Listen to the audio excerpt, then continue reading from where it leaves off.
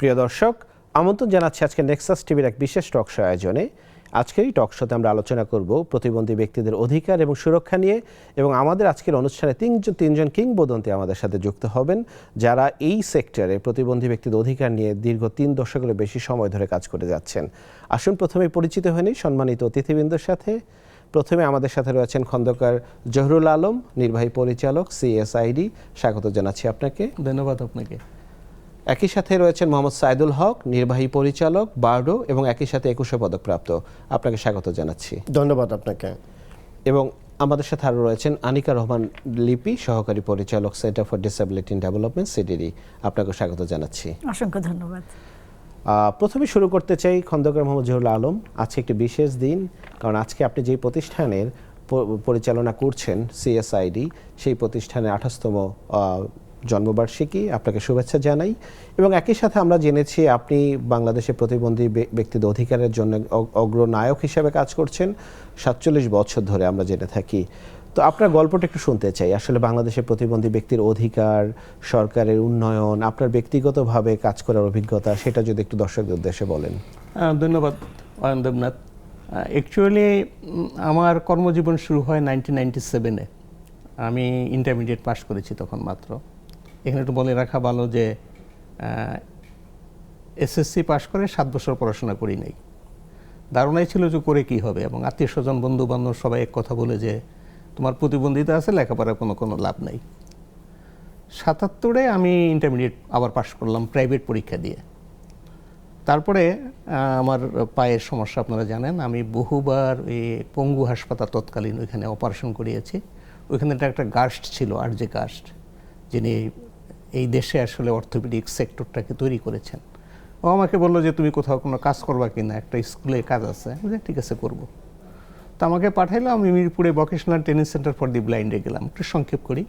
সেখানে আমার কাজ হলো, আমি ইনস্ট্রাক্টর হিসাবে সেখানে জয়েন করলাম। আমার কাজ ছিল দৃষ্টি প্রতিবন্ধী ব্যক্তিদেরকে চক পেন্সিল বানানো শেখানো।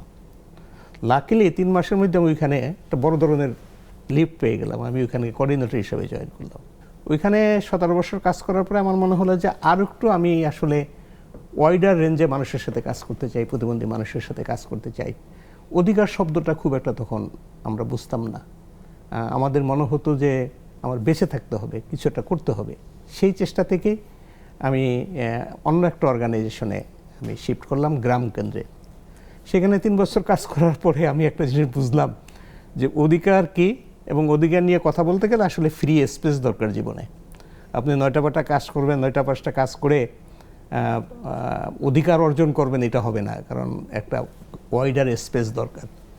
সেই থেকেই আমাদের কিছু বন্ধুবান্ধব, যাদেরকে আপনি প্রায় সবাইকেই চেনেন, আমার মনে হয় আজকে নামটাও বলাও দরকার, মনসুর আহমেদ চৌধুরী, জানাবে এইচ.এম. নোমান খান, তখন আব্দুস সাত্তার দুলালও আমাদের সাথে ছিল। আমি ছিলাম, একজন সাংবাদিক ছিল আমাদের সাথে, আমাদের সাংবাদিক সিনিয়র ফ্রেন্ড ফরিদ ভাই।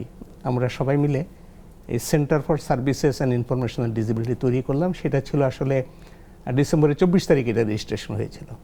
সেখান থেকে 28 বছরের সিআইসিডি একটা বিশাল, আমি ইন টার্মস অফ মনিটরিং বিষয়টা আমি বলবো না, কিন্তু কাজকর্মে আমরা একটা বিশাল অবদান রেখেছি এই সেক্টরে।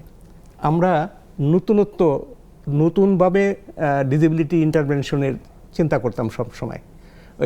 এইটা না যে একজন প্রতিবন্ধী মানুষকে ডেকে এনে একটা হুইল চেয়ার দিয়ে কিংবা একটা হোয়াইট কেন দিয়ে একটা গরু দিয়ে বললাম যে তাও তোমাকে পুনর্বাসন করা হইলো। এটা ছিল প্র্যাকটিস এই দেশে। সেখান থেকে বেরিয়ে আসার আমাদের একটা প্রচেষ্টা ছিল, একটা সাকসেসফুলি আমরা সেটা করতে পেরেছি।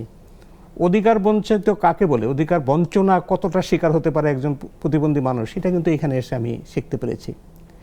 সেই সাথে আমার আরেকটা অবস্থান ছিল, তখন আমি জাতীয় প্রতিবন্ধী ফোরামের সভাপতি, যেখান থেকে আজকে সবার সাথে আমাদের এই বন্ধুত্ব। সেখানে আসলে একটা ন্যাশনালি, গ্লোবালি, রিজনালি অনেক কাজ করার সুযোগ ছিল। আর ওই কাজ করতে গেলে আসলে একটা স্বাধীন জায়গা দরকার, যেখানে নিজের মতো কাজ করা যাবে। সেটা সিআইসিডি সে স্পেসটা আমাকে জীবনে দিয়েছে। আমি প্রচুর কাজ করেছি, প্রচুর আন্দোলন করেছি, এবং প্রতিবন্ধী মানুষের অধিকার নিয়ে কথা বলেছি, এখনও বলি। না, আপনি সবসময় প্রতিবন্ধী ব্যক্তিদের অধিকারের অগ্রদূত হিসেবে আপনাদেরকে জানি। আপনার যে সুদীর্ঘ অবদান রয়েছে আমাদের প্রতিবন্ধী মানুষের নেতৃত্ব বিকাশের ক্ষেত্রে এবং একই সাথে মানুষের উন্নয়নে, এবং তার একজন পায়োনিয়ার। আমরা আসবো আপনার কাছে, আবারও গল্প শুনবো, বিশেষ করে বাংলাদেশে যে আইনি কাঠামো এবং আন্তর্জাতিক প্রেক্ষাপটে যে অবদানগুলো হয়েছে সেটার সাথে আপনি ওতপ্রোতভাবে জড়িত। ঠিক একইভাবে আমাদের সাথে সাইদুল হক আছেন, তিনিও কিন্তু একজন খুবই স্বনামধন্য ব্যক্তিত্ব এই বিষয়ে। এই প্রতিবন্ধী ব্যক্তিদের কাজের জন্য তিনি বাংলাদেশ সরকার 21 পদক পেয়েছেন সমাজ কল্যাণ বিভাগে। সাইদুল ভাই, আপনিও তো সরকারি চাকরি করতেন আমরা জানি, তো একজন দৃষ্টি প্রতিবন্ধী ব্যক্তি হয়ে আপনি ঢাকা বিশ্ববিদ্যালয়ে পড়াশোনা করেছেন, আপনার জার্নিটা যদি একটু আমাদের দর্শকদের উদ্দেশ্যে বলেন।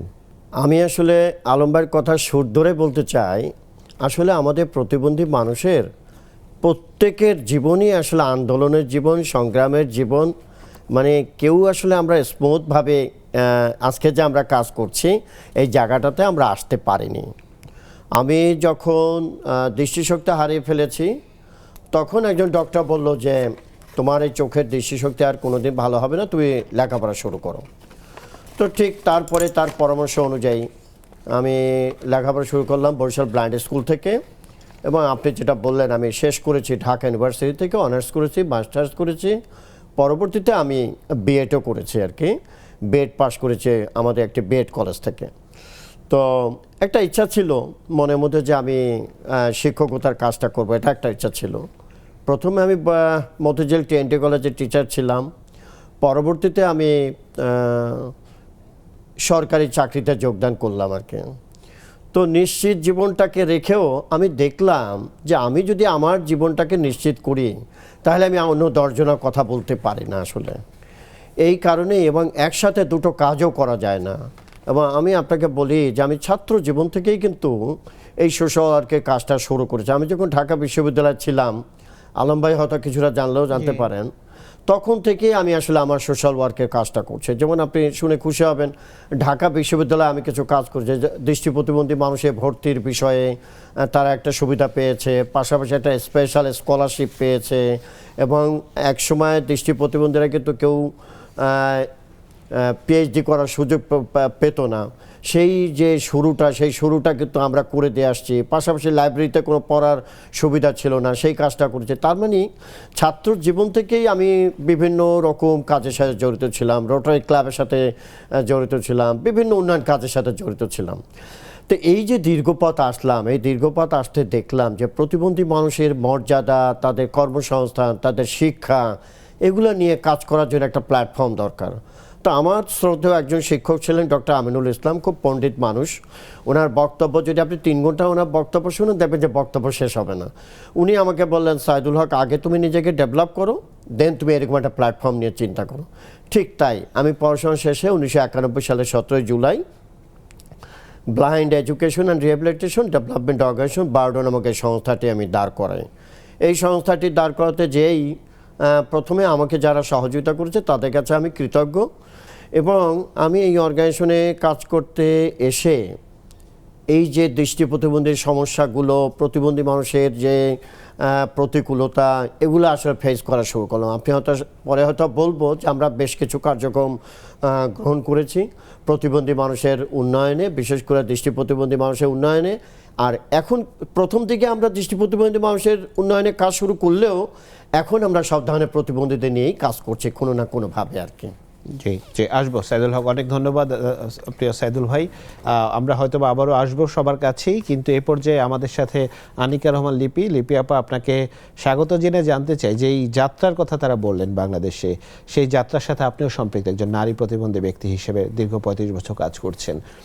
আসলে এই জার্নির ক্ষেত্রে প্রতিবন্ধী ব্যক্তিদের অংশগ্রহণ এবং একই সাথে আপনি যেই প্রতিষ্ঠানে কাজ করেন সিটিতে, সেই সম্পৃক্ত হওয়ার গল্পটা যদি আমাদের একটু বলেন। আমার গল্পটা একটু ভিন্ন।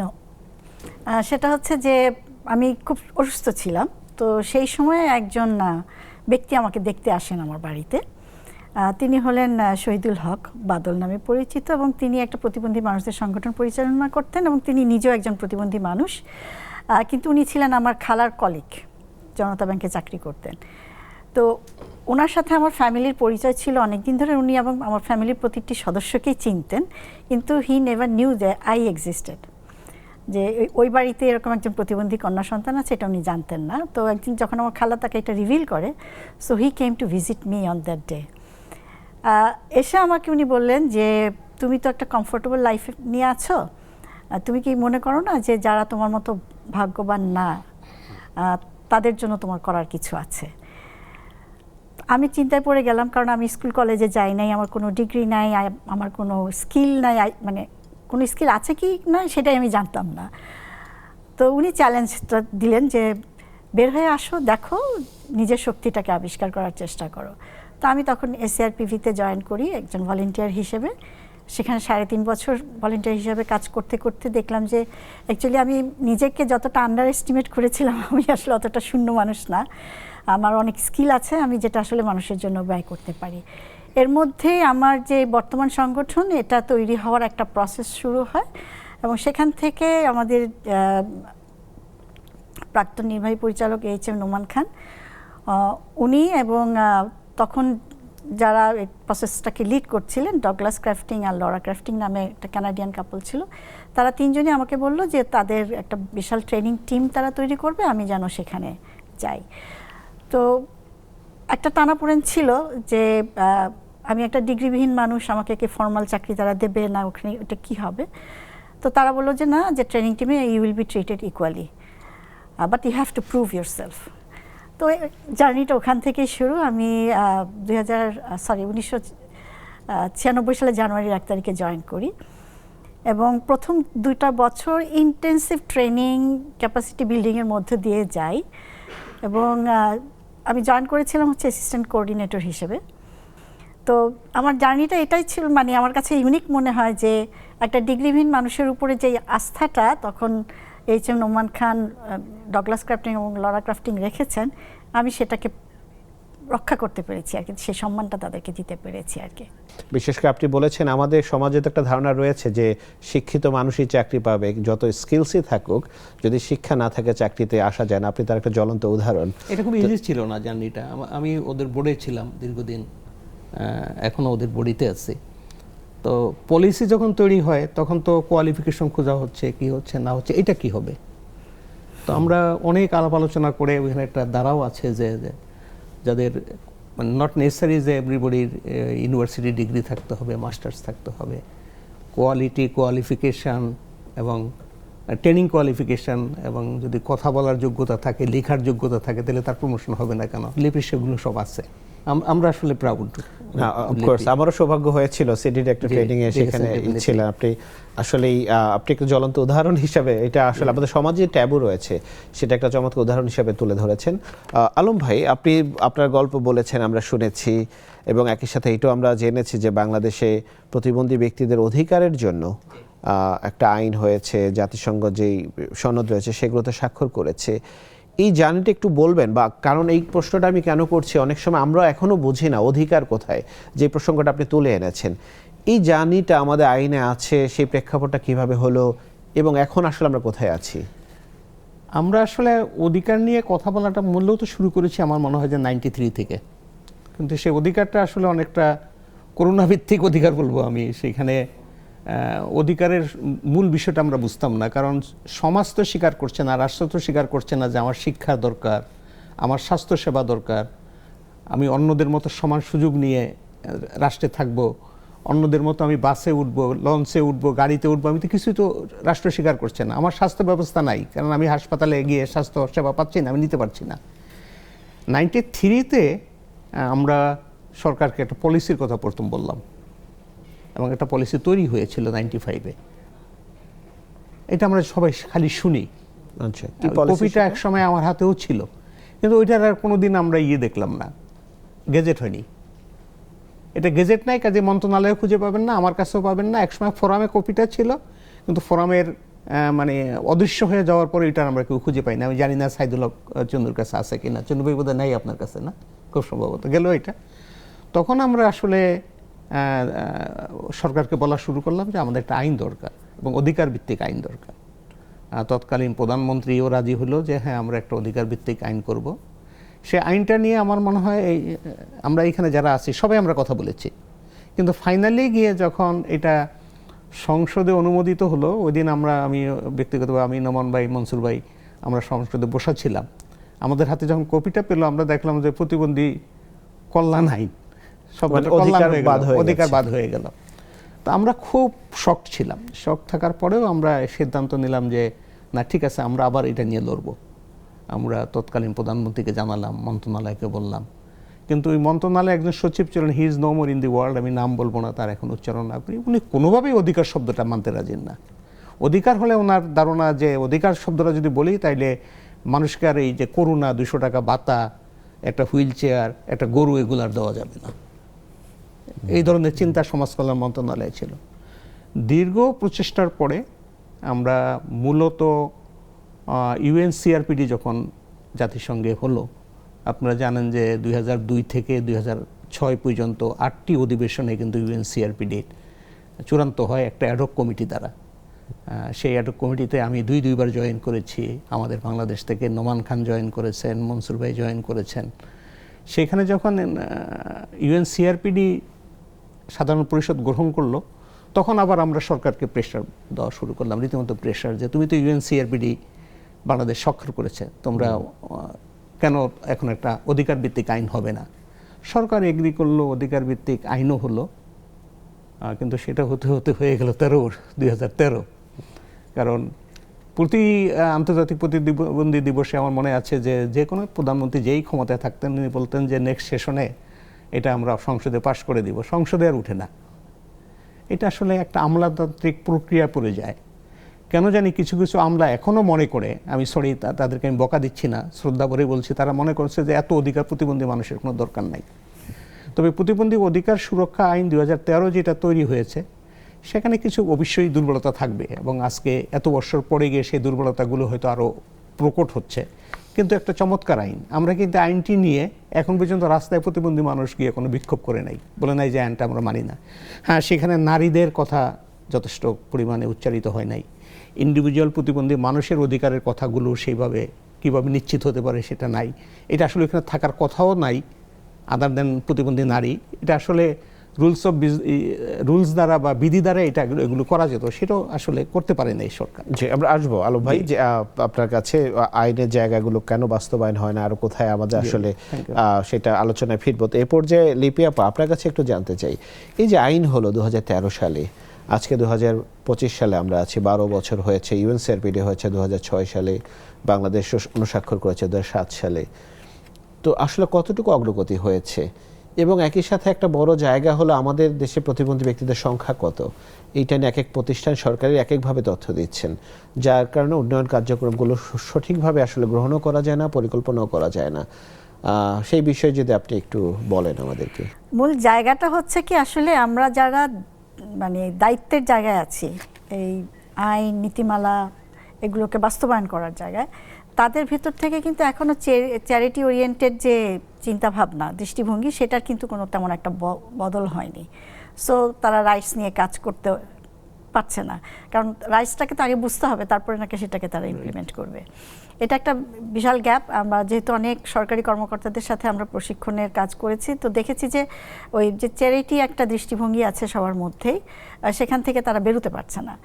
সো যার কারণে বাজেটের অ্যালোকেশনটা আপনি দেখবেন ভাতার মধ্যে আছে, বা বৎসরে এতটা হুইল চেয়ার দেওয়া হবে, এটা দেওয়া হবে, কিন্তু আমাদের যে পরিবেশগত যে পরিবর্তনটা দরকার, অ্যাক্সেসিবিলিটির যে ডেভেলপমেন্টগুলো, ফিচারগুলো ইনস্টল হওয়ার কথা, ওইসব জায়গাতে কিন্তু কোনো বাজেট অ্যালোকেট হচ্ছে না। রেল স্টেশনটা প্রতিবন্ধী মানুষদের জন্য প্রতিবন্ধী বান্ধব করার জন্য যে বাজেট অ্যালোকেশন বা যে পরিকল্পনা রেল মন্ত্রণালয় নিচ্ছে না, কারণ সবাই ধরে নিচ্ছে যে এটা সমাজ কল্যাণ মন্ত্রণালয়ের কাজ। আর সমাজ কল্যাণ মন্ত্রণালয়ের দিকে যদি তাকাই, সে ওরাই বলে যে আমাদের 56টা কাজ করতে হয়, তো কোনটাকে বেশি প্রায়োরিটি দেব? সবগুলো করতে গিয়ে কোনোটাই প্রায়োরিটি পায় না। ইনফ্যাক্ট এটা একটা, আর সংখ্যার যে জিনিসটা বললেন, আসলে এটার মূল জায়গাটা হচ্ছে যে আমরা জানি যে আমাদের সরকারি বিভাগেরই মানে 4 জায়গায় আপনি 4 রকম ডাটা পাবেন এই প্রতিবন্ধী মানুষদের সংখ্যা নিয়েই। এটার একটা কারণ হচ্ছে যে যারা মাঠে সংখ্যা মানে তথ্য আনতে যান, তারা যথেষ্ট প্রশিক্ষণ পান না। এবং আমরা দেখেছি যে আমরাও যখন নানা ধরনের গবেষণা কর্মের জন্য কনসালটেন্টদেরকে নিয়োগ দেই, তারাও যে দেখি তাদের কর্ম পরিকল্পনাতে যে যাদেরকে দিয়ে তারা ডাটা কালেক্ট করবে, তাদের জন্য প্রশিক্ষণের জায়গাটা, বাজেটটাও তারাও কম রাখেন। এটা নিয়ে আমাদের সবসময় নেগোশিয়েট করতে হয়। তো যারা ডাটা কালেক্ট করবে, তার যদি ঠিকমতো ক্যাপাসিটি ডেভেলপ না হয়, তাহলে সে কি ডাটা নিয়ে আসবে? এটা একটা আছে। আর আমার কাছে আরেকটা যেটা মনে হয়, আমি জানি না, হয়তো ভুল বলছি আমি, এই ভাতাটা আমাদের জন্য, ডিসেবিলিটি অ্যালাউন্সটা আমাদের জন্য এরকম মানে সার্বজনীন হয়ে যাওয়াতে আমার মনে হয়েছে যে সংখ্যাটাকে সরকার নিয়ন্ত্রণ করতে চায়। সো বেশি সরকারিভাবে যদি সংখ্যা বেশি বলে তাহলে তাকেও বাজেট বরাদ্দ বাড়াতে হবে, না হলে এত মানে আমি যদি জাস্ট একটা উদাহরণ দেই, আমাদের যে house hold income and expenditure survey যেটা হয়, আমি 2006 সালে যখন দেখেছি 18%, সেটা কিন্তু এখন কমতে কমতে 5.7% নেমে আসছে। ওই একই স্টাডিতে এখন কমছে। কেন কমছে? এখন রিসেন্টলি আমরা জানি যে অনেকেই মাঠে যখন আমরা তথ্য আনতে যাই, সরাসরি গিয়ে যদি বলি আপনাদের বাড়িতে কি কোনো প্রতিবন্ধী মানুষ আছে, সে তো তথ্য দিতে চাইবে না, কারণ স্টিগমা, আমাদের যেই কুসংস্কারগুলো আছে সেগুলোর কারণে। কিন্তু এখন কোশ্চেনটাকে পাল্টে ফেলা হয়েছে। এখন জিজ্ঞেস করা হয় যে আপনার চলতে কোনো সমস্যা আছে কি না, উত্তর হ্যাঁ হলে খুব বেশি না কম। তো ওই জায়গাগুলো মিলে এখন যে জিনিস হচ্ছে, যে তথ্যগুলো এখন আরও কমপ্লিকেটেড হয়ে যাচ্ছে।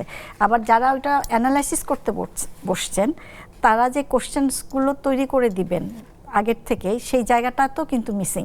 আমরা ওয়াশিংটন গ্রুপ কোশ্চেনিয়ার পেয়েছি, ওটাকেই ব্যবহার করছি, কিন্তু এটাকে বাংলাদেশের কনটেক্সট অনুযায়ী এটাকে অ্যাডাপ্ট করা, এটার সাথে কমপ্লিমেন্টারি আরও কিছু প্রশ্ন যে যোগ করা, এই জিনিসগুলো ঘটছে না। সো যার কারণে ডাটার চিত্রটা বাংলাদেশে আসলে একটা দুঃখজনক একটা অবস্থায় আছে। না, অফকোর্স আপা, থ্যাংক ইউ। যেমন আমাদের আইনও বলা আছে 17 না 16 নাম্বার অ্যাকশন প্ল্যান যদি দেখি, সেখানে কিন্তু সুনির্দিষ্ট করে বলা আছে চিহ্নিতকরণ, আইডেন্টিফিকেশন বা আমাদের সংখ্যা কত হবে, এবং সেখানে কিন্তু বলাও আছে বাংলাদেশের পরিসংখ্যান ব্যুরো তাদের কিন্তু একটা আলাদা করে সার্ভে করেছে তারা।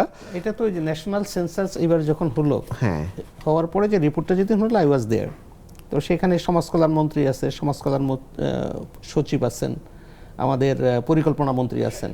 তো আমি তো সমানে বলা শুরু করেছি যে এটা হয় নাই, আমি ডিসএগ্রি করি।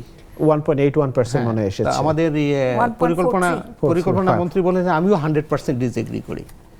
তো সমাজ কল্যাণ তখন বাতা দেয় মাত্র 31 লক্ষকে ওই সময়টাতে, এখন তো 38 লক্ষ পুচ্ছে, 29 লক্ষ দিত তখন। তো আর ওদের হিসাবে আসলো ওইটা তখন 26 লক্ষ সামথিং। তখন আমরা বলা শুরু করলাম যে সচিবকে, সমাজ কল্যাণ, যে আপনি 3 লক্ষ মানুষের টাকা নিচ্ছেন কেন, খাচ্ছেন কই, কাকে দিচ্ছেন? কয় না বাবা আমি দিচ্ছি তো, এই শব্দটা বলতে, আরে বাবা আপনি সিনিয়র মানুষ, আমি দিচ্ছি তো টাকা, দিলে আপনার সংখ্যা কই, এখানে আসলো না কেন সেটা বলেন। এই যুদ্ধ আছে আমাদের, জীবনভর আছে, এটা থাকবে। এই কারণে যে আমি জাস্ট শেষ করে এই বলে যে এইবার যখন লাস্ট সেন্সাস হলো, আমার ওয়াইফ বারবার বলার চেষ্টা করছে, যারা এনিমেটর এসছে তারা নিচ্ছে যে আমার হাজব্যান্ড ডিজেবল পারসন, তার প্রতিবন্ধিতা আছে, আপনি অ্যাড করেন।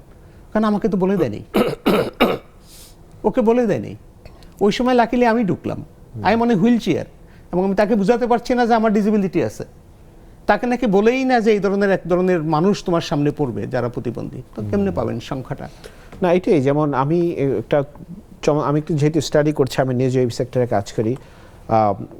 ইউকেতে বা ব্রিটেনে প্রতি 4 জন একজন প্রতিবন্ধিতা নিয়ে বসবাস করছে। অস্ট্রেলিয়াতে 1.4% তাদের জনসংখ্যায় ডিসেবিলিটি আছে। সো আমাদের দেশে যেটা আসলে প্রকৃত চিত্র কখনোই তুলে ধরে না, যার কারণে অনেক উন্নয়ন কর্মকাণ্ড ব্যাহত হয়। তবে আমরা একটা বিরতিতে যাব, বিরতির পরে সাইদুল হক আপনার কাছে আমি আসব আরেকটি বিষয় নিয়ে। এখানে বিশেষ করে রাজনৈতিক অংশগ্রহণের ক্ষেত্রে প্রতিবন্ধী ব্যক্তিদের কোথায় কাজ করা প্রয়োজন, অনেকগুলো বিষয় আলোচনায় উঠে আসলো। প্রতিবন্ধী ব্যক্তিদের অধিকার, কোথায় সমস্যা আছে, ব্যুরোক্রেটিক কোথায় আসলে প্রবলেমগুলো হয়, সেটা একটা বিষয় আসলে গুরুত্বপূর্ণ। যেহেতু আপনারা জানেন বাংলাদেশ এখন একটা নির্বাচনমুখী পরিবেশ বিরাজ করছে, তো সেই ক্ষেত্রে প্রতিবন্ধী ব্যক্তিদের ভোটাধিকারের জায়গাটা কোথায় আছে, এবং একই সাথে আমাদের দেশে কিন্তু প্রতিবন্ধী ব্যক্তিদের রাজনৈতিক অংশগ্রহণ খুবই সীমিত। আফ্রিকার অনেক দেশে কিন্তু নির্দিষ্ট করে কোটা থাকে, আমরা জানি অনেক দেশে 4 জন 5 জন করে প্রতিবন্ধী ব্যক্তিরা সংসদে আসতে পারেন। এটাকে আমাদের রাজনৈতিক ব্যর্থতা, নাকি রাজনৈতিক দলের ব্যর্থতা, নাকি প্রতিবন্ধী ব্যক্তিদেরও ব্যর্থতা? কোথায় আছে আসলে প্রতিবন্ধী ব্যক্তিদের ভোটের এবং রাজনৈতিক অধিকার? বাংলাদেশে এখনও প্রতিবন্ধী যে মানুষ আমরা আছি, আমাদের যখন ইলেকশন আয়োজন করা হয়, তারা এটা আসলে গণনায় ধরেই না যে প্রতিবন্ধী মানুষ একটা সংখ্যা। এটা একটা মূল সমস্যা। তাই আমাদের প্রথমে যেটা করা দরকার, আমাদের প্রতিবন্ধী মানুষের ভোটাধিকারটা নিশ্চিত করা দরকার। যেমন ধরেন হুইল চেয়ার ইউজার, তিনি যাতে ঠিকঠাক মতো সেন্টারে যে ভোট দিতে পারে, সরকারের সেই দৃষ্টিটা দেখা উচিত। সেই দৃষ্টিভঙ্গিটা কিন্তু সরকারের নেই। সরকার মনে করে যে ইলেকশন সেন্টার হবে, সেখানে মানুষ এসে ভোট দিয়ে যাবে। কিন্তু ওইখানে যে একজন সাদা ছড়ি ব্যবহারকারী যেতে পারে, ওইখানে যে হুইল চেয়ার ইউজার যেতে পারে, ওইখানে যে একজন সাইন ল্যাঙ্গুয়েজ ব্যবহারকারী যেতে পারে, এইটা কিন্তু সরকারের ইসে থাকে না, নজরে থাকে না। সেজন্য আমরা অনুরোধ করব সরকার এবার যে ইলেকশন করছে সেই ইলেকশনে যাতে প্রতিবন্ধী মানুষের ভোটাধিকার কিভাবে নিশ্চিত হবে সেইটা যাতে সরকার দেখভাল করে। আমরা দেখেছি বিগত সময় হয়তো দুই একটি দল প্রতিবন্ধী মানুষের কথা উল্লেখ করতো, তারা প্রতিবন্ধী মানুষের যোগ্যতাকে বিবেচনা করতো হয়তো মাঝে মাঝে। কিন্তু আমাদের এই যে সামনে ইলেকশন আসছে, আমরা এখানে এখন পর্যন্ত শুনতে পাচ্ছি না যে তাদের ইশতেহারে প্রতিবন্ধী মানুষের কথা এখন পর্যন্ত আমরা শুনতে পাচ্ছি। আমি জানি না ইশতেহার বোধহয় সামনে আসবে। আমরা আশা করব যে রাজনৈতিক দলগুলো ইলেকশন করছে তারা যাতে প্রতিবন্ধী মানুষের কথা তাতে ইশতেহারের মধ্যে লেখে। আরেকটি কথা বলবো যে প্রতিবন্ধী মানুষ যদি কেউ ইলেকশন করতে চায়, এটা তো তার অধিকার, সে তো চাইতেই পারে, তাই না? আমরা বিনীতভাবে অনুরোধ করব তারা যাতে প্রতিবন্ধী মানুষকে নমিনেশন দেয়। যদি তারা নমিনেশন দেয় ভালো, তারপরেও যদি তারা নমিনেশন নাও দিতে পারে, তারা যে সামনে যে ক্যাবিনেট বানাবে, তারা যে বিভিন্ন যে কমিটি বানাবে, সেই কমিটিগুলোতে যাতে প্রতিবন্ধী মানুষের অংশগ্রহণ নিশ্চিত করে। কেননা যদি প্রতিবন্ধী মানুষের অংশগ্রহণ যদি নিশ্চিত করা না যায়, তাহলে কিন্তু এই যে প্রতিবন্ধী মানুষের অধিকার বলেন, আইন বলেন, শিক্ষা বলেন, কর্মসংস্থান বলেন, কোনোটাই কিন্তু আমরা নিশ্চিত করতে পারবো না। কারণটা হলো একজন প্রতিবন্ধী মানুষকে যদি সমাজে মূল স্রোতধারা সম্পৃক্ত করতে চান, তাহলে তার অধিকার নিশ্চিত করতে হবে। তো অধিকার নিশ্চিত করতে হলে যার যেটা প্রয়োজন, লিপি আপার যেটা প্রয়োজন, আমার যেটা প্রয়োজন, সবার তো প্রয়োজনটা ভিন্ন। তো এই ভিন্নতার প্রেক্ষিতে আইনের বাস্তবায়ন করতে হবে, যেটা লিপি আপা বলতেছিলেন। আইন বাস্তবায়নের জন্য বাজেট করতে হবে, বাজেটের পাশাপাশি প্রতিবন্ধী মানুষের সম্পৃক্ত করতে হবে। আপনি জানেন আমাদের যে আইনটি রয়েছে সেই আইনটির মধ্যে বেশ কয়েকটি কমিটি রয়েছে। সর্বোচ্চ কমিটি হচ্ছে জাতীয় সমন্বয় কমিটি, নির্বাহী কমিটি, জেলা কমিটি, উপজেলা কমিটি, শহর কমিটি। আমরা গভীর দুঃখের সঙ্গে লক্ষ্য করছি যে কোনো কমিটির কোনো মিটিং হচ্ছে না, কোনো প্রতিবেদন আসছে না। এগুলো আমাদের জন্য খুব দুঃখজনক। কারণ আইন হয়েছে, আমরা গর্ব করে বলি আইন হয়েছে, কিন্তু আমাদের কষ্টটা হচ্ছে যে আইনটি বাস্তবায়ন হচ্ছে না। এই আইনের মধ্যে যে কতগুলো অধিকার দিয়ে রেখেছে আমাদের প্রতিবন্ধী মানুষকে, 21টা অধিকার দেওয়া হয়েছে, কিন্তু সেই অধিকারগুলো বাস্তবায়িত হচ্ছে না। বর্তমান যে সরকার আসলো সেখানে কিন্তু বৈষম্য বিরোধী একটা বড় আন্দোলনের প্রেক্ষাপটে এসেছে। তো আপনি যেই কমিটিগুলো কথা বলছেন সেই জায়গাগুলোতে আসলে কোনো গুণগত পরিবর্তন আপনি দেখেছেন কিনা? সেই কমিটিগুলোতেই এই সময়তে কোনো গুণগত পরিবর্তন আসে নাই। আপনি আরেকটি কথা বলি, যেটা খুবই জরুরি। আপনি দেখেন এই সরকারের কথা যেহেতু বললেন, আমাদের বেশ কিছু প্রতিবন্ধী মানুষ কিছুদিন যাবত আন্দোলন করে যাচ্ছে তারা কর্মসংস্থানের জন্য। তারা কিন্তু সবাই যোগ্য, দক্ষ, তারা কিন্তু ঢাকা বিশ্ববিদ্যালয় থেকে বিভিন্ন কলেজ থেকে কিন্তু তারা পাশ করেছেন। তারা চাচ্ছে চাকরি, যে তোমরা আমাদের জন্য একটা ব্যবস্থা করো, আমরা চাকরি চাই, পদ খালি রয়েছে। আপনি শুনে খুশি হবেন যে বিভিন্ন রকম স্কুলগুলোতে, আমাদের দৃষ্টি প্রতিবন্ধী বিদ্যালয়গুলোতে, এমনকি বিভিন্ন সমাজ কল্যাণের বিভিন্ন যে শাখাগুলো আছে সেখানে পদ খালি রয়েছে, কিন্তু প্রতিবন্ধী মানুষের আর চাকরি পাচ্ছে না। ওদের দাবিটা হচ্ছে যে তোমরা আমাদের জন্য একটা পরীক্ষার ব্যবস্থা করো, আমরা পরীক্ষা দেই, আমাদেরকে চাকরি দাও। কিন্তু আনফরচুনেটলি আমরা সরকারের কাছে সেটাও পাচ্ছি না, হচ্ছে না।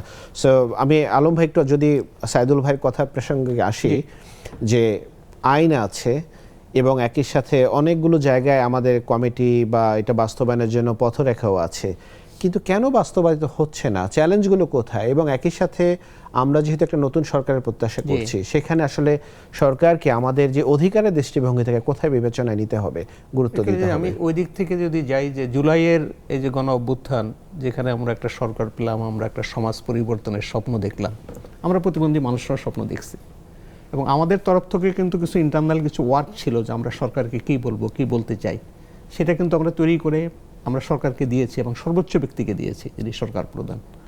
তার মধ্যে আমাদের একটা অন্যতম বিষয় ছিল যে রুলস অফ বিজনেস অথবা অ্যালোকেশন অফ বিজনেস পরিবর্তন করতে হবে।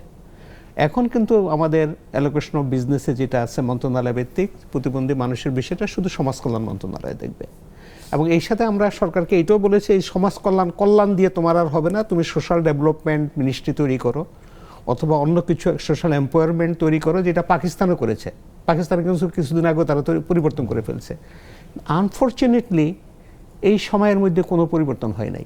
এই যে সংস্কার কমিশন গেল, সেখানে প্রতিবন্ধী মানুষের কথা বলতে অনেক অ্যাপ্লিকেশন করেছি, অনেকবার দেখা করার চেষ্টা করেছি, ব্যক্তিগত যারা বন্ধু আছে ওইখানে অনেকেই ছিলেন আমরা, তারা চেষ্টা করেছেন কথা বলতে, এটা শুনে নাই তারা কেন। আর এই সময়টাতে সবচেয়ে ইনঅ্যাক্টিভ ছিল প্রতিবন্ধীদের বিষয়ে সমাজ কল্যাণ মন্ত্রণালয়। তারা কোনো কথাই শুনে, আমি দায়িত্ব নিয়ে বলছি এটা, আমি কাউকে এই দায়িত্ব যদি কেউ আমাকে জিজ্ঞেস করে আমি বলবো আমার। তাদের সাথে তারা প্রতিবন্ধী মানুষের কোনো কথাই শুনে নেয়। তারা যেটা চেষ্টা করেছে সেটা হলো যে প্রতিবন্ধী ব্যক্তির নামটা বদলে ফেলতে। সেটা একটা মেধাবী, তাদেরকে বলা হবে মেধাবী। মেধাবী তো প্রতিবন্ধী মানুষ সবাই মেধাবী না রে ভাই, মেধাবী তো অন্য বিষয়। এই জায়গাটাতে আছে, মেধার সাথে প্রতিবন্ধিতা কোনো সম্পর্ক নাই। তো এইখানে যেটা দরকার ছিল, আমি বারবার বলার চেষ্টা করছি যে কমিটি কাজ করে নাই এবং করবেও না। করবে না এই কারণে যে সমাজ কল্যাণ মনে করে যে এটা প্রতিবন্ধী মানুষকে সুখী করার জন্য হয়েছে। আমাদের মনে আছে যে 2000 এইবার আমরা এখন কত 25-এ আছি, আমাদের মনে হয় যে 23-এর আমাদেরই একটা প্রোগ্রাম, ইকুয়াল বাংলাদেশের প্রোগ্রামে সমাজ কল্যাণ মন্ত্রণালয় একজন বলেছিল এরকম কথা তো অনেককে দিতে হয়, আমাদেরকে আমরা দিয়েছি। এই যদি হয় তার মানে তারা এটা করবে না। একটা বড় সুযোগ আমাদের সামনে ছিল, সেটা হলো যে অ্যাকশনস প্ল্যানটা। সরকারের যে অ্যাকশন প্ল্যান 2019-এ ছিল, সেখানে কিন্তু 35টি মন্ত্রণালয় বিভাগকে তাদের স্পেসিফিক কার্যক্রম দেওয়া ছিল। এটা যদি বাস্তবায়িত হইতো তাইলে 35টা মন্ত্রণালয়ে কিছু না কিছু বাজেট আসতো। তাইলে শুধুমাত্র আমাদেরকে এই যে 900 টাকা ভাতা, আই এম সো ফরচুনেট যে আমি ভাতা নেই না এই কারণে যে এইটা আসলে প্রতিবন্ধী মানুষকে অপমান করা, তো সেই তাইলে কিন্তু এই জায়গাটাতে থাকতো না। আপনি দেখেন যে আজকে আইসিটির যুগ, সমস্ত বিশ্ব এগিয়ে যাচ্ছে, বাংলাদেশের ইয়াং জেনারেশন এগিয়ে যাচ্ছে। আমাদের প্রতিবন্ধী মানুষ কিন্তু খুব স্ট্রাগল করছে, ইয়াং জেনারেশন খুব স্ট্রাগল করছে, তাদের জন্য অ্যাক্সেসিবল কোনো কিছু তৈরি হচ্ছে না।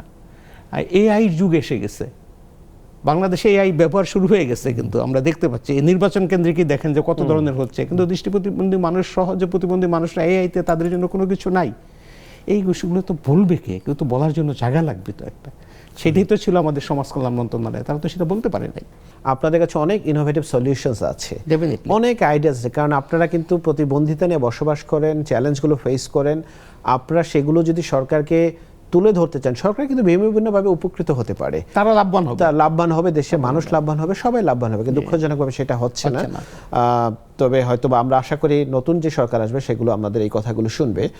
এ পর্যায়ে খুব সংক্ষেপে আমাদের সাথে লিপি আপা, আপনার কাছে একই ধরনের আমি একটু যদি শুনতে চাই যে আমাদের প্রত্যাশার জায়গাগুলো কোথায়, অনেক চ্যালেঞ্জের জায়গাগুলো শুনেছি, হতাশার জায়গাগুলো শুনেছি, আইন বাস্তবায়ন হয় না, এবং কিন্তু একটা বৈপ্লবিক পরিবর্তনও ঘটছে, যেমন হলো তথ্য প্রযুক্তি বলেন। তো আসলে প্রতিবন্ধী ব্যক্তিদের জন্য কোন বিষয়গুলোকে অগ্রাধিকার দেওয়া প্রয়োজন বর্তমান প্রেক্ষাপটে এবং আগামী সরকার যখন আসবে? উত্তরটা আপনার প্রশ্নে লুকিয়ে আছে। সেটা হচ্ছে যে এআইটা হচ্ছে এমন একটা অপরচুনিটি যেটা প্রতিটা প্রতিবন্ধিতার ধরনকে অ্যাকোমোডেট করেই ডেভেলপ করা সম্ভব, এবং এটাকে যদি আমরা কাজে লাগাতে পারি প্রতিটা প্রতিবন্ধী মানুষ অলমোস্ট প্রতিটা কাজের মধ্যে সম্পৃক্ত হতে পারবে। সো এইটা একটা বিশাল সুযোগ কিন্তু আমাদের সামনে, কিন্তু মানে এটার পেছনে যে ইনভেস্টমেন্টটা দরকার সেটা নিয়ে কে আইসিটি মন্ত্রণালয় বা সমাজ কল্যাণ মন্ত্রণালয় বা তারা যৌথভাবে কেউই চিন্তা করছে না। তো যেটা সাইদুল ভাই বলেছেন যে ইলেকশন ম্যানিফেস্টোতে যদি আমরা দেখতে পাই যে এই পার্টিগুলোর এই বিষয়ে কিছুটা হলেও কমিটমেন্ট আছে, তখন আমাদের আরেকটা সুযোগ হবে যে তাদের এই ম্যানিফেস্টোগুলো ধরে তাদের সাথে অ্যাডভোকেসি করা। তো সেই অপেক্ষায় এখন থাকা ছাড়া আর কোনো উপায় নেই যতদিন না ম্যানিফেস্টোগুলো আসছে। গত নির্বাচনগুলোতে প্রতিটা রাজনৈতিক দল, আমি বড়দের কথা বলছি, ইভেন ছোটদেরও ম্যানিফেস্টোতে প্রতিবন্ধিতা বিষয়টি ছিল, এবং সেটা কিন্তু আজকে থেকে না, দীর্ঘদিন ছিল, কিন্তু বাস্তবায়নের জায়গাটাতে শূন্য। হ্যাঁ, কিন্তু তারপর ওইটা আমাদেরকে একটা জায়গা দেয় যেটা ধরে আমরা আসলে মানে শুধু যে এক্সিকিউটিভ ব্রাঞ্চের সাথে অ্যাডভোকেসি করা তা না, পলিটিক্যাল পার্টিগুলোর কাছে গিয়েও আমরা তখন অ্যাডভোকেসিগুলো করতে পারি, পার্লামেন্টে গিয়ে আমরা করতে পারি, পার্লামেন্টে নানা রকম কমিটিগুলো সেখানে গিয়ে করতে পারি। আরেকটা বিরতিতে যেতে হবে, বিরতির পরে আমরা আবার আলোচনায় ফিরব। প্রিয় দর্শক, আমরা আলোচনা করছিলাম আজকের এই বিশেষ টক শো আয়োজনে সম্মানিত অতিথিদের সাথে, বিশেষ করে প্রতিবন্ধী ব্যক্তির অধিকার এবং তাদের সুরক্ষার বিভিন্ন দিক নিয়ে। অনেক চ্যালেঞ্জের জায়গাগুলো আমরা শুনেছি, রাজনৈতিক দলগুলোর সেখানে ব্যর্থতার কথাও আপনারা উঠে এসেছে, সম্ভাবনার কথাও বলেছেন, এবং আপনাদের যে অভিজ্ঞতা আছে। তো আসলে আপনি বাংলাদেশে প্রতিবন্ধী ব্যক্তিদের অধিকারের জায়গা থেকে আগামী 5 বছরে কোন বিষয়গুলোকে প্রায়োরিটি দেওয়া প্রয়োজন বলে আপনি মনে করেন? আইনের বাস্তবায়ন হতে হবে, এর কোনো বিকল্প নাই। Actions plan must. সমাজ কল্যাণ মন্ত্রণালয় এত বড় বিশাল জনসংখ্যার কোনো কিছুই করতে পারবে না, এটা তাদের একার পক্ষে সম্ভব না, এই স্বপ্নটা তারা দেখে, এটা ভুল দেখে। সেই সাথে আমার কাছে বড় একটা চ্যালেঞ্জ এই মুহূর্তে ইয়াং জেনারেশন। আপনি দেখেন তো আপনার পরিচিত কতজন আছে, কয়জনের কর্মসংস্থান আছে? নাই। আমি যখন ইয়াং ছিলাম তখন আমার চাওয়া ছিল শুধুমাত্র একটা কাগজ কলম। আজকে কিন্তু ইয়াং জেনারেশন যারা প্রতিবন্ধিতা নিয়ে আছে তাদের চাহিদা কোথায়? তারা ল্যাপটপ চাচ্ছে, তারা অ্যান্ড্রয়েড ফোন চাচ্ছে, তারা ইন্টারনেট চাচ্ছে, তারা আউটসোর্সিংয়ে কাজ করতে চাচ্ছে, কল সেন্টারে কাজ করতে চাচ্ছে, তারা এআইতে ডেভেলপ করতে চাচ্ছে, তাই না? এই জায়গাগুলোতে কোনো সুযোগ তাদের সামনে আমরা তুলে ধরছি না। এই ইয়াং জেনারেশনের ভবিষ্যৎ খুব খারাপ। ওরা এখন মিসগাইডেড হচ্ছে, ওরা বিভিন্ন রকম কথা বলা শুরু করেছে যেটা অন্যদেরকে আঘাত করে, কিন্তু ওরা কেন আঘাতপ্রাপ্ত হয়েছে সেটা কেউ খুঁজে দেখে না। আমার কাছে সবচেয়ে বেশি যেটা ইম্পর্ট্যান্ট এই মুহূর্তে সেটা হলো যে ইয়ং জেনারেশনকে সঠিক রাস্তা দেখানো, তাদের জন্য কর্মসংস্থানের ব্যবস্থা করা, শিক্ষার ব্যবস্থা করা, যাতায়াতের ব্যবস্থা করা। এমন একটা দেশে বাস করি যেই দেশে একটি ট্রান্সপোর্ট নাই যেখানে হুইল চেয়ার নিয়ে আমি উঠতে পারি বা লিপি উঠতে পারে। পুরো দেশটা ডিসেবলড হয়ে আছে, যদি পুরো দেশটা ডিসেবলড হয়ে আছে। এখানে ডিসেবলড শব্দটাকে আমরা বলি না, কিন্তু এখানে রিয়েল ডিসেবলড এই জায়গাটা আমাদেরকে করে রাখা হয়েছে। এখান থেকে বেরিয়ে আসতে হবে সরকারকে, এবং এটা সরকারের বাইরে ব্যক্তিগতভাবে আমি আপনি কিছুই করতে পারবো না। আমরা সরকারকে বলতে পারবো কিন্তু আমরা করতে পারবো না। নক্রস যেটা বলেছি যে সরকারের আসলে আমাদের সাথে কথা বলা প্রয়োজন, আপনাদের মতামত, আপনাদের যেই অভিজ্ঞতা আছে সেগুলোকে তুলে নিয়ে পরিকল্পনা। যেমন একটা দুঃখের বিষয় হলো যে আমরা চেষ্টা করেছিলাম 40,000 শব্দ এআইতে রূপান্তরিত হবে এবং সেটা ইলেকশনে ব্যবহার হবে। এইবার আনফরচুনেট হয় নাই। ওকে, আইসিটি ডিভিশন সেটা করতে পারে নাই। সেখানে কনসালটেন্ট হলো একজন বাংলার শিক্ষক, উনি এআই কিছুই বুঝেন না, এবং উনি একদিন একটা যদি শব্দ কোনো রকম অ্যাকসেপ্ট করা হয়, তৃতীয় দিন উনি 3টাকে বাতিল করেন, উনি বুঝেন না। এই জায়গায় তো আমরা আছি। থ্যাংক ইউ আলম ভাই আপনার মূল্যবান মতামতের জন্য। সাইদুল হক, আপনি যদি একইভাবে বলি যে আসলে আগামী 5 বছরে বাংলাদেশের প্রতিবন্ধী ব্যক্তিদের অধিকারের জন্য কোথায় কাজ করতে হবে? প্রথমত আমি বলতে চাই, যদি প্রতিবন্ধী মানুষকে আমরা মূল স্রোতধারায় সম্পৃক্ত করতে চাই, এটা আমরা চাই কিনা এটা আমাদের আগে মনে করতে হবে যে আমরা প্রতিবন্ধী মানুষকে মূল স্রোতধারায় আনবো কিনা। যদি প্রতিবন্ধী মানুষকে মূল স্রোতধারায় আনতে হয় তাহলে তাদের যে অধিকারগুলো আছে সেগুলো নিশ্চিত করতে হবে। এখন সেগুলো অধিকার নিশ্চিত কিভাবে করব আমরা? প্রথমত তাদের শিক্ষা অধিকার নিশ্চিত করতে হবে। আমরা যেমন দেখেছি আমাদের যে নারী বিষয়ক মন্ত্রণালয়ের মাধ্যমে আজকে কিন্তু নারীদের অনেক উন্নতি হচ্ছে, ঠিক না লিপি আপা? আমরাও দাবি করি সরকারের কাছে যে প্রতিবন্ধিতা উন্নয়ন বিষয়ক মন্ত্রণালয় হতেই হবে, তা না হলে এত বিশাল জনগোষ্ঠীকে মূল স্রোতধারায় সম্পৃক্ত করা যাবে না। আইন বাস্তবায়নের কথা বলছে আমাদের আলম ভাই, আইন বাস্তবায়ন করতে হলে বাজেট দিতে হবে, বাজেট ছাড়া আইন বাস্তবায়ন সম্ভব না। তারপরে আমাদের যে প্রতিবন্ধী মানুষেরা যে ভাতাটার কথা বলছি আমরা, এই ভাতাটি আমরা চাইব ন্যূনতম যেন 10,000 টাকা উন্নীত করা হয়। কারণটা হলো যে আমার কথা হচ্ছে যে একজন মানুষ, প্রতিবন্ধী মানুষ, তার ঔষধ লাগে, তার চলাফেরার জন্য পয়সা লাগে বেশি। সুতরাং এগুলো যদি বিবেচনা এবার আমরা কারা, আমাদের বাবা মা যে ট্যাক্স দেয় সেই ট্যাক্সের পয়সা দিয়ে দেশ চলে, কেন প্রতিবন্ধী মানুষ এই অধিকারটা পাবে না? তারপরে আমাদের যে সাইন ল্যাঙ্গুয়েজ, সেই সাইন ল্যাঙ্গুয়েজের জন্য যদি কোনো ইনস্টিটিউট করতে হয় সেই ইনস্টিটিউট করা উচিত। পাশাপাশি আমাদের যে প্রতিবন্ধী মানুষের যে কাঙ্ক্ষিত যে অধিকার, যেটা আপনি বললেন, সংসদে আমাদের কোনো কথা যাচ্ছে না। আমরা আগামী সরকারের কাছে আশা করব প্রতিবন্ধী মানুষ এবং সংসদে যারা গুরুত্বপূর্ণ এমপি নির্বাচিত হবেন, যারা প্রতিবন্ধিতা সম্পর্কে ভালো জানেন, তাদেরকে যাতে নিয়ে একটি ককাস গঠন করা হয়, সেই ককাস যাতে আমাদের প্রতিবন্ধী মানুষের কথা সংসদে বলতে পারে। আরেকটি কথা হচ্ছে যে প্রতিবন্ধী মানুষের সম্পৃক্ততা ঘটাতে হবে। যদি প্রতিবন্ধী মানুষের সম্পৃক্ততা আমরা ঘটাতে না পারি তাহলে কিন্তু আমাদের সামনে যাওয়া খুব কঠিন হয়ে যাবে। আমাদের যে জাতীয় প্রতিবন্ধী উন্নয়ন ফাউন্ডেশন আছে সেই ফাউন্ডেশনটাকে শক্তিশালী করতে হবে এবং সেখানেও প্রতিবন্ধী মানুষের সম্পৃক্ততা বাড়াতে হবে। এবং আরেকটি যেটা আমরা বলার চেষ্টা করেছি বারবারই, যে শুধুমাত্র আমাদের কাজটা সমাজ কল্যাণ মন্ত্রণালয় করে থাকে, আমরা বলবো না শুধু সমাজ কল্যাণ মন্ত্রণালয় প্রতিবন্ধিতা উন্নয়নে কাজ করলে হবে না, সেখানে রুলস অফ বিজনেস যেটা আছে সেটা চেঞ্জ করতে হবে, যেন সকল মন্ত্রণালয়কে দায়িত্ব দিতে হবে যে তারা যাতে প্রতিবন্ধী মানুষের উন্নয়নে এগিয়ে আসে। জি সাইদুল ভাই ধন্যবাদ। এই প্রসঙ্গটি আলম ভাই বলেছেন, রুলস অফ বিজনেসে বিশেষ করে সকল মন্ত্রণালয় বিভাগ তাদের একটা গুরুত্বপূর্ণ দায়িত্ব আছে প্রতিবন্ধিতা বিষয় নিয়ে, তাদের নিজস্ব করণীয় আছে এবং তাদের জন্য বাজেট প্রণয়ন করতে হবে তারা আসলে কি করবে প্রতিবন্ধী ব্যক্তিদের জন্য। অনেক ধন্যবাদ সাইদুল হক আপনাকে আপনার মূল্যবান মতামতের জন্য। এবং সবশেষে লিপি আপা, আপনার কাছেও একই প্রত্যাশার জায়গা থেকে যদি আপনি বলেন আসলে যেই জায়গাগুলো তারা বলেছেন তার বাইরে সরকারের কোথায় কাজ করা প্রয়োজন, এবং একই সাথে আরও যারা আছেন, যারা সরকার সংস্থা আছেন, এনজিও আছেন, অন্যান্য যারা স্টেক হোল্ডার আছেন, তাদের আসলে কোন বিষয়টা, কারণ আমরা যদি বলি মেইন স্ট্রিমে উন্নয়ন আনতে চাই প্রতিবন্ধী ব্যক্তিদের বিষয়টি মেইন স্ট্রিমের সাথে সবারই কিন্তু দায়িত্ব আছে, তো সেই দৃষ্টিকোণ বিচার করে যদি আপনি বলেন। মূল জায়গাটা হচ্ছে যে আমাদের যে রেগুলেটরি অথরিটিগুলো আছে যাদের দ্বারা এনজিওগুলো নিয়ন্ত্রিত হয় বা আমাদের মাইক্রো ক্রেডিট সংগঠনগুলো নিয়ন্ত্রিত হয়, তাদেরকে অবশ্যই ডিসএবিলিটি ইস্যুটাকে তাদের এজেন্ডার মধ্যে নিয়ে আসতে হবে। এটা না হলে আসলে বাস্তবায়নের জায়গাটাকে আমরা তেমনভাবে দেখতে পাবো না। আরেকটা যেটা আমার মনে হয়েছে যে মানে আমার পূর্ববর্তী বক্তার সাথে অ্যাড করতে চাই আমি, সেটা হচ্ছে যে প্রতিবন্ধী মানুষদের কিন্তু সংগঠিত হবে এবং এটার গুরুত্বের কথা কিন্তু আমাদের আইনেও বলা আছে এবং সেই অধিকারটা কিন্তু দেওয়াও আছে, বলাও আছে যে তারা স্বাধীন মতো তাদের সংগঠন তৈরি করতে পারবে। কিন্তু একটা সংগঠন তো তৈরি করলেই হলো না, সংগঠনগুলোকে তো টিকে থাকতে হবে। তার জন্য যদি সরকারি পক্ষ থেকে যদি কোনো ইনভেস্টমেন্ট না থাকে, কোনো সাপোর্ট না থাকে, সংগঠনগুলো গড়েও যেমন উঠবে আবার ঝরেও যাবে। কিন্তু আবার সংগঠনগুলো হলো, কিন্তু সেই সংগঠনগুলোর সেই মানুষগুলোকে তাদের ক্যাপাসিটি বিল্ডিং করার জন্য একটা সরকারি মেকানিজম থাকতে হবে।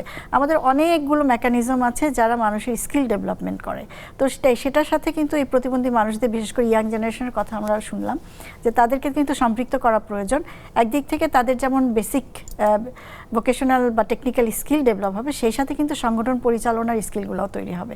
এবং এটা হলে আমার মনে হয় যে আমরা যখন দেখব যে প্রতিবন্ধী মানুষরা নিজেদের সংগঠন তৈরি করতে পারছে এবং সেটা সাস্টেইন করছে, তাহলে হয়তো একটা পরিবর্তন প্রতিবন্ধী মানুষদের পক্ষ থেকে আমরা হয়তো দেখতে পাবো, যেটা আলটিমেটলি আমাদের ন্যাশনাল প্রসেসে ইমপ্যাক্ট। আর খুব সংক্ষেপে যদি বলেন, নারী, খুব 30 সেকেন্ডের মধ্যে নারী নেতৃত্বের বিকাশ ঘটানো এবং একই সাথে লিডারশিপের জায়গা থেকে আপনার কোনো মতামত আছে কিনা এই জায়গাটা? আমার মতামত এইটা, একটা মানে আমাদের কিছু পরীক্ষিত কিছু মডেল আছে, সেটা হচ্ছে যে কোনো সংগঠনের শুরুর থেকেই যদি চিন্তা করা হয় এবং তাদের যে গঠনতন্ত্র বলেন বা